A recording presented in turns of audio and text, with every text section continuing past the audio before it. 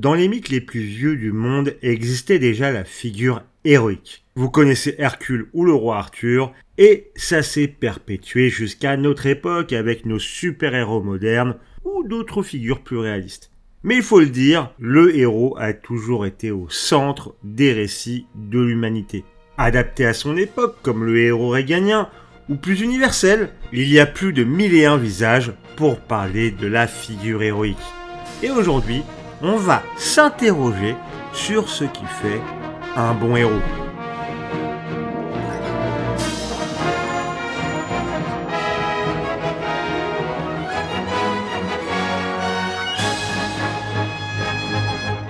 Avant d'aller plus loin, merci à ceux qui suivent déjà la chaîne et ceux qui me découvrent, merci d'avoir cliqué. J'ai déjà traité du sujet des antagonistes et des anti-héros sur la chaîne et d'autres viendront. Donc si ça vous plaît et que vous ne voulez rien manquer de ce genre de contenu, sur la narration en général, n'hésitez pas à vous abonner. Un héros, c'est quoi d'abord? Alors on pourrait parler d'un protagoniste, celui qui est moteur de l'histoire, et c'est vrai que c'est la fonction narrative première que l'on attend de celui-ci. Mais un héros, celui au sens auquel on l'entend principalement, c'est plus que ça. Vous savez, celui avec des valeurs humaines qui sauve la veuve et l'orphelin au péril de sa vie. Mais donc la définition du héros dans un sens plus poussé que la fonction narrative du protagoniste serait plus celui qui fait avancer l'action en faisant preuve de courage ainsi que de bonnes valeurs. Bon, c'est une définition imparfaite, j'en conviens, car les bonnes valeurs, elles sont variables selon l'époque ou la société dans laquelle on vit. Mais vous comprenez l'idée. Et je pense qu'il faut qu'on adresse l'éléphant dans la pièce. Vous connaissez le héros aux 1001 visages de Joseph Campbell, aussi appelé le voyage du héros ou le monomythe. Il s'agit d'une théorie disant que tous les héros passent par les mêmes étapes dans leurs aventures, que ce soit dans les histoires de fantasy ou les anciens mythes. Il a donc pondu un modèle en plusieurs étapes, réagencé depuis par d'autres théoriciens, décrivant ces différentes étapes. Et dérivé de ça, vous voyez souvent des mèmes ou des analyses qui montrent différentes étapes et personnages clés décrits dans ces théories montrant les points communs entre du Star Wars, du Harry Potter ou autres œuvres de la pop culture mettant en scène le voyage d'un héros. Mais sachez que c'est pas du tout ce qui nous intéresse aujourd'hui. Je l'adresse principalement parce que sinon on va m'emmerder. Et aussi, sachez que c'est une théorie, un modèle, souvent appliqué dans des œuvres conscientes de ce modèle et qu'on utilise pour confirmer celui-ci. Un peu le serpent qui se mord la queue. De plus, on peut en trouver plein de contre-exemples, parfois même dans ces dites œuvres, mais c'est pas le sujet d'aujourd'hui. Peut-être une autre fois, même si, on va pas se mentir, on va en reparler un peu aujourd'hui. Non, plus qu'un procédé d'écriture, nous, ce qui nous intéresse ici, c'est ce qui fait qu'on se rappelle d'un bon héros. Prenons un exemple simple de héros récents, plutôt bien aimés et qui marche très bien pour expliciter un peu tout ça. Parlons de Captain America. Petite remise en contexte pour la forme plus qu'autre chose. Captain America est un personnage des comics Marvel, un super soldat modifié qui à la base allait tabasser des nazis pendant la Seconde Guerre mondiale. Les temps changent, que voulez-vous? Que fait de Captain America le héros qu'il est? Ses super pouvoirs? Non, ça c'est ce qui fait le côté super de super-héros. Non, c'est plutôt des moments comme ça.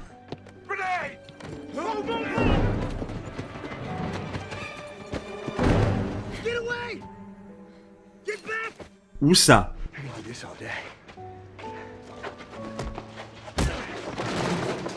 Et il y en a plein d'autres des moments qui le définissent comme un héros, que ce soit dans les comics ou les films.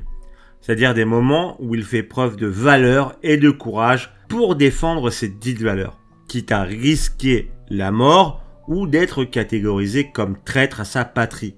Dans The Winter Soldier, il n'hésite pas à se mettre son organisation à dos et être recherché par son pays car il estime que leur dernière trouvaille était contre tout ce qu'il défendait. Bon, au passage, c'était aussi le retour des nazis, tant qu'à faire. Pareillement, il n'hésite pas à se mettre en danger pour son meilleur ami, bien qu'il ait tout oublié de lui. Captain America est un héros parmi les héros, assez littéralement ici, car chacun sait qu'il sera intransigeant sur les valeurs humaines et que l'on peut compter sur lui. Bon, maintenant qu'on a la définition et un exemple plutôt probant, vraiment ce qui sépare les mauvais héros des bons héros. Parlons justement d'un reproche qui est parfois fait à Captain America ou Superman et bien d'autres héros, et souvent à tort. Ouais, c'est juste un gentil boy scout chiant, sans relief. Mais pour mieux illustrer ça encore, parlons de Jonathan Joestar. Ouais, si on peut caser une ref à Jojo ici, on le fait. Bon, comme d'hab, petite présentation, Jonathan est le héros de la première partie de JoJo's Bizarre Adventure. Et oui, première partie, car Jojo est une œuvre découpée en plusieurs parties, justement, avec chacune un héros membre de la famille Joestar, avec chacun son protagoniste plus ou moins héroïque. Et en l'occurrence, Jonathan qui nous intéresse ici est la quintessence du gentleman anglais. Bien élevé, courageux, prêt à défendre les faibles. Donc, pour ainsi dire, le héros parfait. Mais pour autant, certainement le moins apprécié de la série Jojo. Pourquoi donc ? Il fait toujours tout bien, tout propre sur lui. Pas un pet de travers. Le bon gros paladin loyal bon de Donjons et Dragons niais comme un nourrisson qui avancera sans aucun doute. Et ça pose problème. Car si les héros sont parfaits dans leurs convictions, dans leurs actions, et ce, dès le départ, il n'y a aucune place à l'évolution et aucun questionnement. C'est aussi un problème que l'on attribue souvent à ce qu'on appelle le mari ou le garissou. Et pour ceux qui ne sauraient pas ce que c'est, ce sont des personnages qui arrivent à tout faire, sans raison apparente, qui ont toujours raison, quoi qu'il arrive, et que tout le monde aime inconditionnellement dans l'œuvre. Bon, il y a plus à dire là-dessus, mais savoir ça nous suffit pour aujourd'hui. Cependant, si vous voulez des exemples, n'hésitez pas à aller regarder la pléthore d'isekai de merde avec des harem, c'est à peu près ça que vous trouverez là-dedans comme héros. Dans les deux cas, les personnages paraissent chiants, car au final, comme il n'y a aucune remise en question possible, l'on sait en tant que spectateur qu'ils auront toujours raison.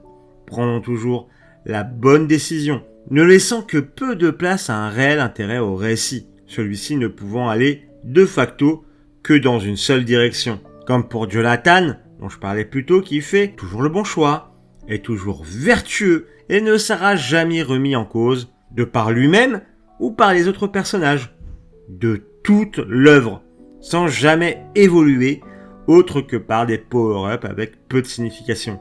Mais surtout, il n'est défini que par son statut de héros. Je serais bien incapable de vous dire autre chose sur Jonathan, à part que son éducation de gentleman anglais fait de lui un grand héros typique du début du XXe siècle. Ah, et aussi il joue au rugby. Là où, dans ses successeurs, on aura Joseph qui est peu scrupuleux en termes d'arnaque ou d'alliés, ou Jolene qui en apprend beaucoup sur elle-même et ses relations avec les autres, et notamment vis-à-vis de son père durant ses aventures.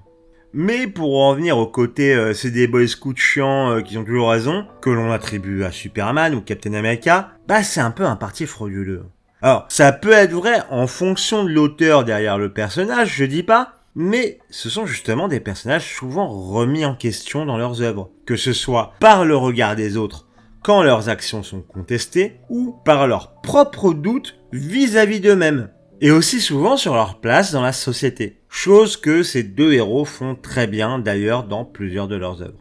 Et bien que ce genre de parangon soit très bien en soi, c'est pas obligatoire d'en être un pour être un bon héros. Avoir des failles et des défauts est tout à fait possible. Se tromper aussi. Et ce même sans devenir un anti-héros. Petit rappel qu'une vidéo sur les anti-héros existe sur la chaîne, n'hésitez pas. Et là c'est le moment de la tech absolument tiédasse mais qui va sembler haute pour certains. Batman est un héros à part entière et non pas un anti-héros comme certains pourraient le penser. Il appartient plutôt à la case du héros torturé. Pensez les valeurs héroïques, tout ça, mais supplément Dark Sasuke sous hormones. En gros, Batman ne tombe pas dans la case anti-héros, car toutes ses valeurs, motivations et méthodes tombent dans le domaine de ce que l'on décrivait plus tôt. Se bat contre le crime pour protéger la veuve et l'orphelin, certes en intermittent du spectacle lors du système policier, mais souvent sans se soustraire au système judiciaire. Bon, encore une fois, ça dépend des auteurs là-dessus. Et tout ça pour sauver Gotham et ses habitants. Après, il est un peu edgy et c'est un homme avec des fêlures, d'où la confusion de certains. Et pareillement que pour nos parangons, le personnage est remis en cause, parfois par les autres, comme dans le comics White Knight où un Joker devenu saint d'esprit s'attaque à lui sur le plan légal, ou encore à ce moment où il explique pourquoi il ne tue pas. Quoi, c'est encore ton précieux code moral qui t'empêche de faire ça? Ça t'est donc trop difficile de franchir cette ligne? Non, c'est exactement le contraire, non! C'est justement trop facile. Je ne rêve que d'une chose, c'est de le tuer. Pas un jour ne passe sans que je pense à lui faire subir toutes les effroyables tortures qu'il a fait endurer à ses malheureuses victimes. Et ensuite, à le tuer. Fais ça. Si je me laisse aller ne serait-ce qu'une seule fois sur cette pente fatale, je ne pourrai pas la remonter. Bref, Batman est un héros parmi les héros, bien qu'il soit torturé. Maintenant, petite précision. Un héros torturé n'est pas meilleur qu'un parangon narrativement parlant. Comme dit plus tôt, on peut parfois reprocher le côté boy scout des seconds, mais ce n'est pas un défaut en soi. Comme être torturé n'est pas forcément une qualité. Dans les deux cas, c'est le parcours de chacun qui rend le héros bon ou mauvais. Un héros doit, entre guillemets, mais pas trop non plus, souffrir. Pour qu'on s'attache au héros, plus qu'avoir des défauts ou non, il doit rencontrer des difficultés qui nous poussent à le soutenir. Là, il pourrait être intéressant de ressortir le parcours du héros, le monomythe, tout ça, car celui-ci utilise cette notion de souffrance par plusieurs aspects. Bon ok, vous avez gagné, je vais vous expliquer un peu ce fameux parcours de manière succincte et complètement incomplète. D'abord, notre héros est dans une situation initiale, la base de sa vie. Son quotidien, genre il vit dans un village paisiblement. Puis vient l'appel à l'aventure, l'élément perturbateur, genre deux droïdes avec les plans d'une base à détruire. Ensuite viennent toutes les péripéties avec le mentor, genre un scientifique, qui souvent te donne l'objet magique pour la quête, genre un Pokémon. Puis vient le moment de la mort du héros. Alors pas forcément au sens littéral, c'est même plutôt au sens spirituel. Genre apprendre que ton père est en vie et ton pire ennemi, juste après avoir perdu ton bras. Enfin, après, ça peut être la vraie mort où on te raise, tu connais le bail. Mais cette étape signifie surtout le fait que le héros doit faire face à lui-même et à ses convictions, mourir en apprenant quelque chose pour renaître en une meilleure version de lui-même. On en revient au fait qu'il faut une évolution du héros. Et des fois, ça peut nous être signifié par un moyen très simple, comme une transformation physique ou un changement moral plus subtil. Pour en revenir à notre exemple de Captain America, ça se retrouve par exemple dans ses diverses relations. Le fait qu'il soit privé de l'amour de sa vie comme source de souffrance, ou encore, et surtout, dans sa relation avec Bucky. Alors, conjoncture ou non, je vous laisse juge, mais l'une des raisons évoquées au fait que Steve n'arrive pas à sauver Mjolnir dans Age of Ultron est le fait qu'il sache et se sente coupable des crimes du soldat de l'hiver, notamment l'assassinat des parents de Tony. Puis subviennent les événements de Civil War et le fait qu'il parvienne à sauver son plus fidèle ami tout en se libérant du poids du mensonge sur toutes ces histoires. Plus d'autres événements certes font qu'il parvient à soulever Mjolnir dans Endgame. Et globalement, c'est aussi pour toute cette histoire d'embûches et d'opposition qui fait que l'on donne beaucoup d'importance à l'antagoniste d'un héros. Car s'il n'est pas à la hauteur, ce que notre personnage doit surmonter le rend tout de suite moins impactant. C'est pour cela que l'on dit souvent qu'un héros ne peut être aussi bon que son antagoniste. Ouais bon, pas sûr de la citation, mais tu l'as, je te fais confiance, corrige-moi en commentaire.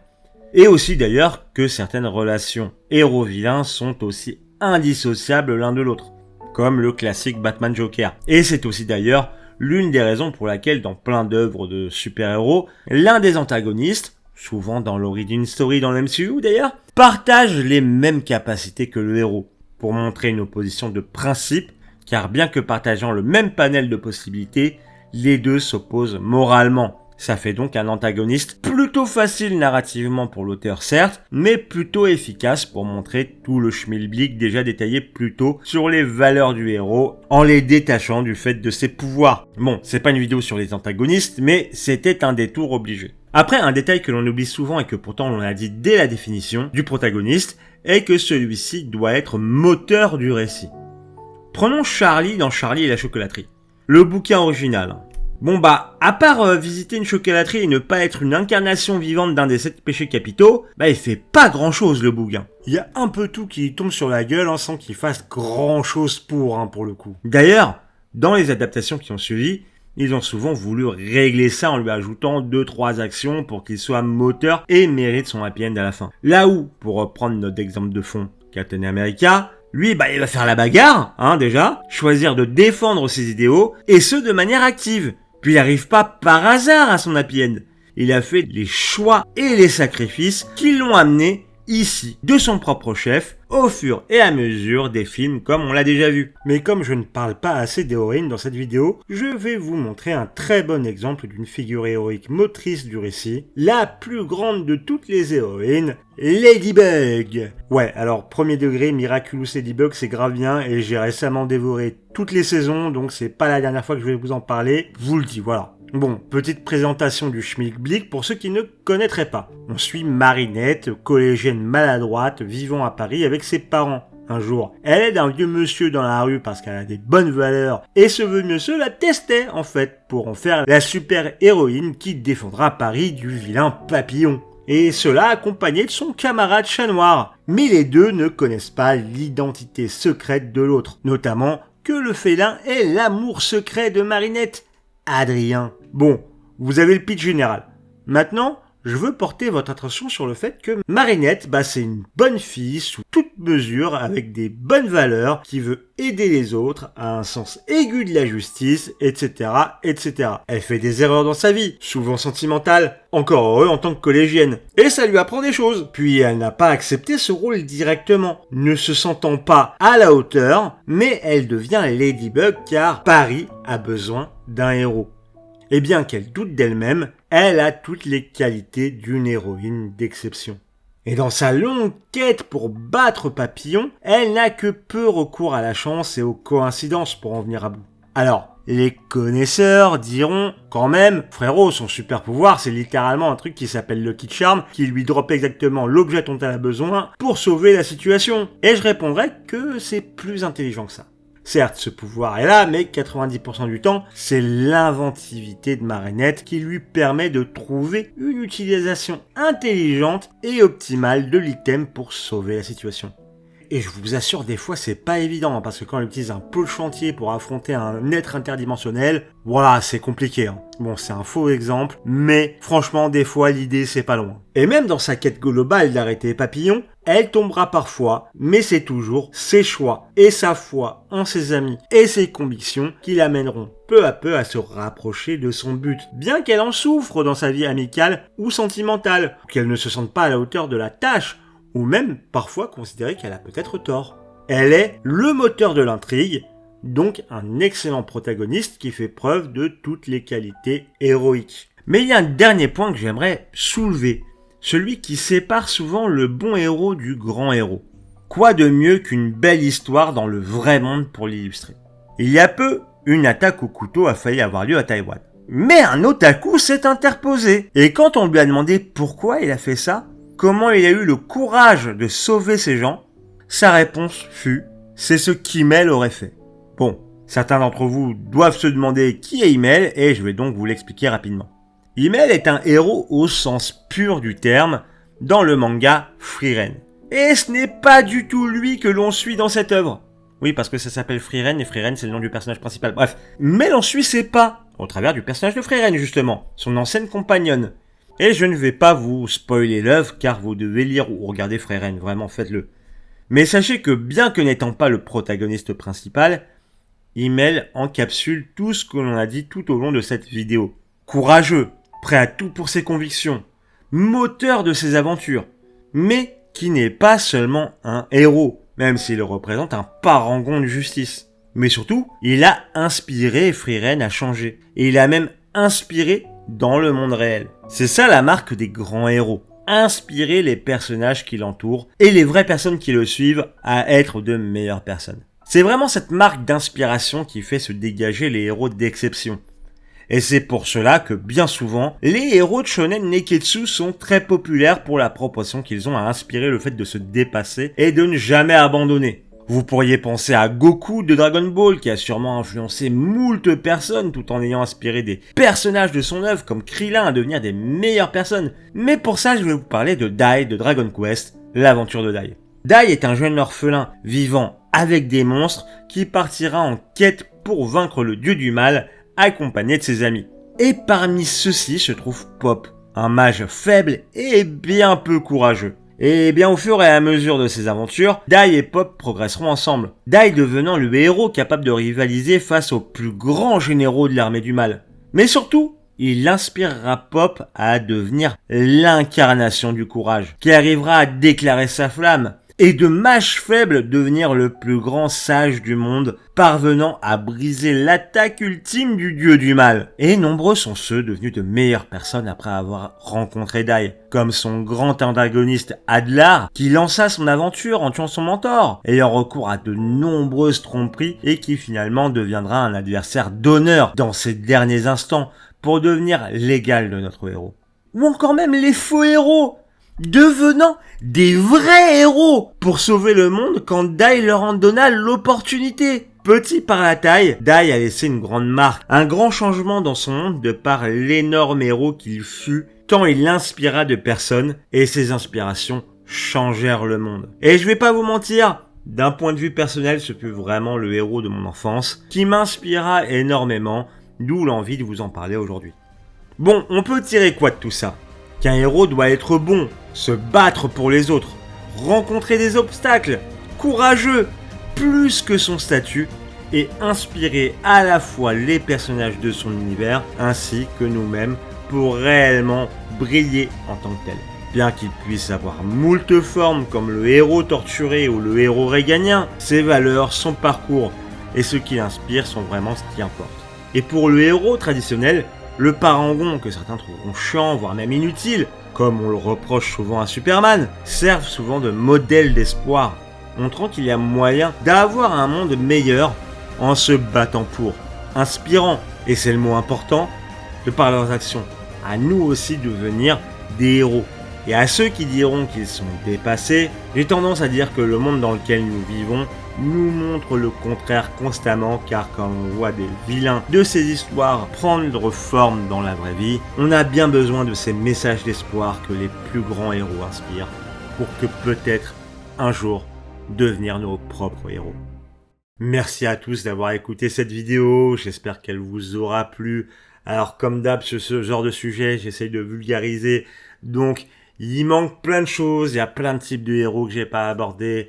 Il y a des petites spécificités qu'on aurait pu traiter, mais je ne l'ai pas fait. N'hésitez pas à me dire en commentaire ce que j'aurais pu avoir manqué et possiblement me parler de vos héros préférés ou de ceux que vous détestez, je sais pas. Moi, ça me ferait plaisir d'en discuter avec vous. N'hésitez pas à suivre la chaîne, à passer voir sur Twitch aussi, je suis en live assez régulièrement pendant la semaine, et aussi peut-être à découvrir mon podcast Séance de rattrapage, où on parle de films, et souvent, il y a des héros dans les films. Voilà, sachez-le si vous le saviez pas. En tout cas, moi, ça m'a fait énormément plaisir.